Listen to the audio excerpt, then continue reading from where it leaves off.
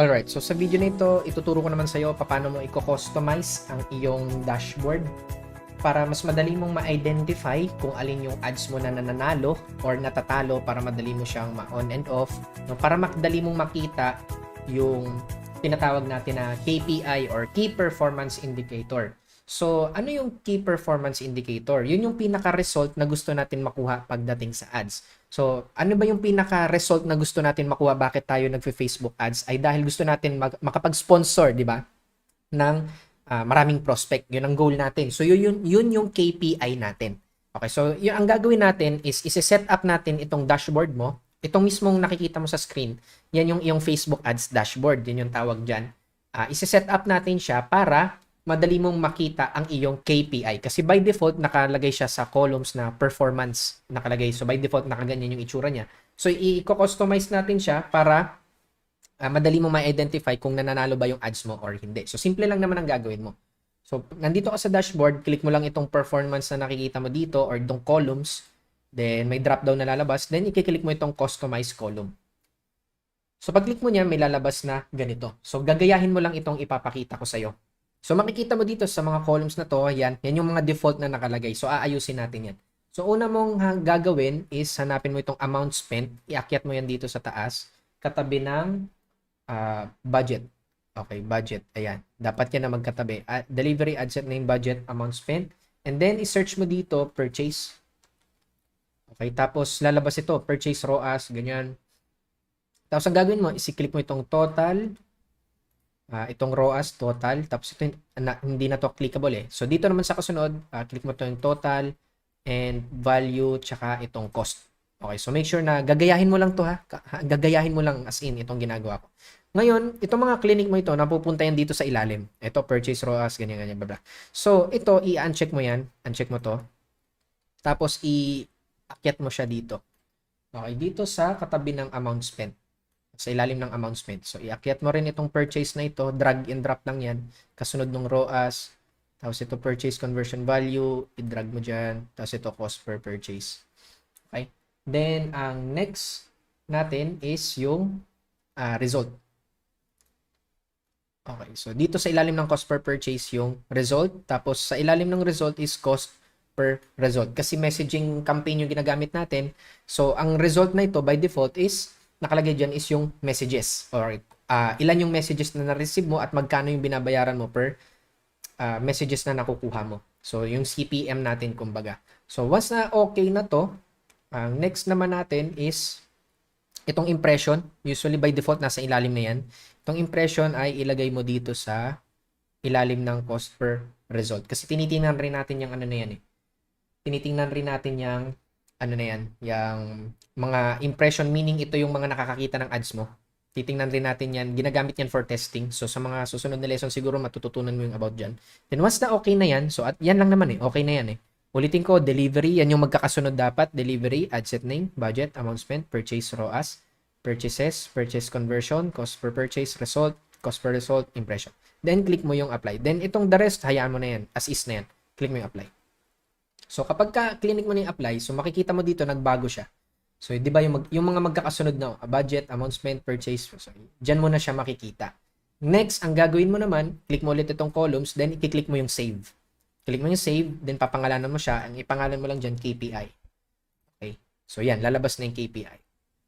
Every time na, magbubukas ka nitong Ads Manager, naka-default yan ng performance. So, i-click mo yung KPI para makita mo yung mga columns na dapat mo makita. So, ipapakita ko sa iyo yung mismong actual. So, ito yan.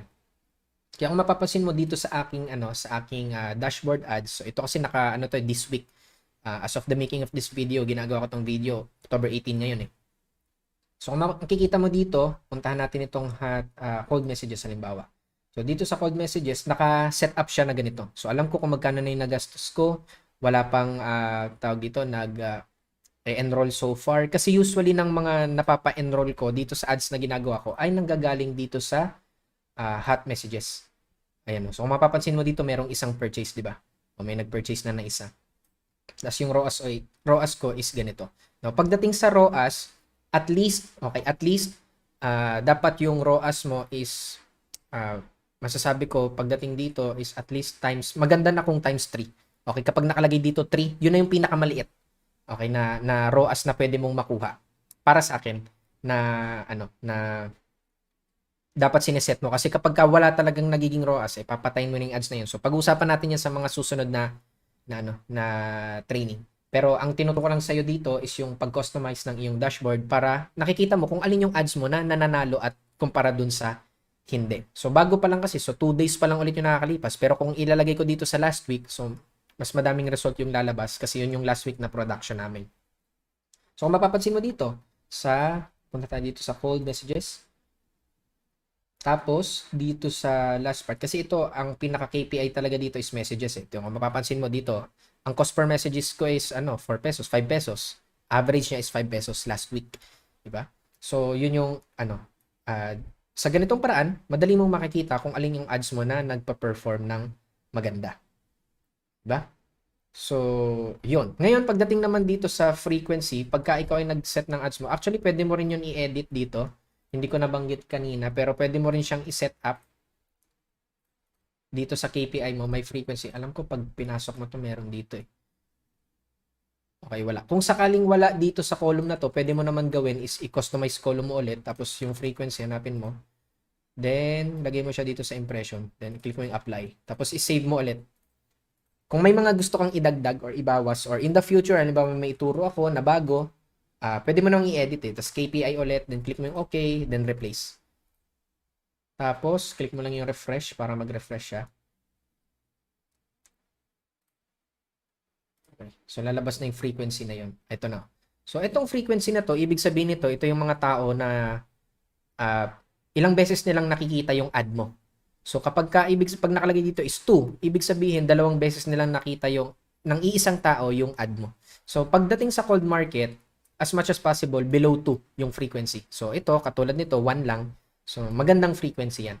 Kasi kapag naging frequency ay masyado ng mataas, ibig sabihin, paulit-ulit na lang nakikita yung ad, pwede silang mairita. Not unless retargeting. Iba naman yun eh. Kapag warm market or hot market, retargeting na yun. So, okay lang na mataas yung frequency. Pero pag cold, hindi okay na mataas yung frequency.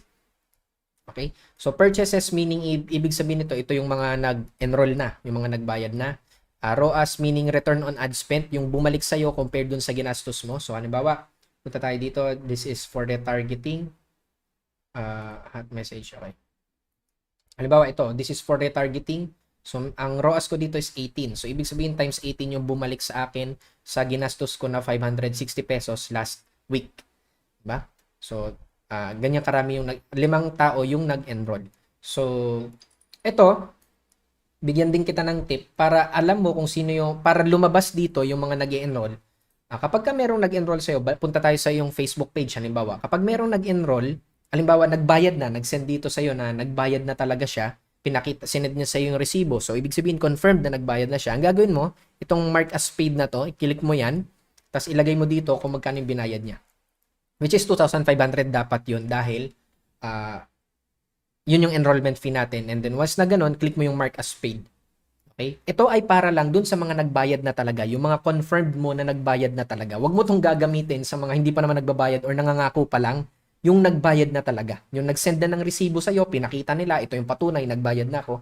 Tsaka mo sila lalagyan ng ganito. 2,500, then click mo yung mark as paid. Kapag ginawa mo yon, magre-reflect siya dito sa yung Facebook ads. So, makikita mo dito sa yung Facebook ads, alin yung ads mo na nakakapagpa-enroll. Diba? So, nagkakaroon ka ng idea. So, parang ganito yung lalabas dyan. Lumalabas kung dito sa ad na ginawa ko, click natin. Alin yung creative na yon? Ito yung creative na yon. Actually, ituturo ko rin to sa iyo sa mga susunod na lesson. Magagamit mo rin ito. Ito yung creative na nakapagpa-enroll ng 3 tao last week. Okay, itong ginawa ko na creative na ito. Yan. So yan, matututunan mo yan pagdating sa retargeting. Itong itong ads na pinapakita ko sa iyo, this is for retargeting na. Kaya nakakapagpa-enroll talaga tong mga to. Okay? So, I hope na marami kang natutunan dito sa video na ito. Kung sakaling hindi mo masyado naintindihan, ulitin mo na lang para gayahin mo kung ano yung mga tinuro ko sa iyo. See you on the next lesson.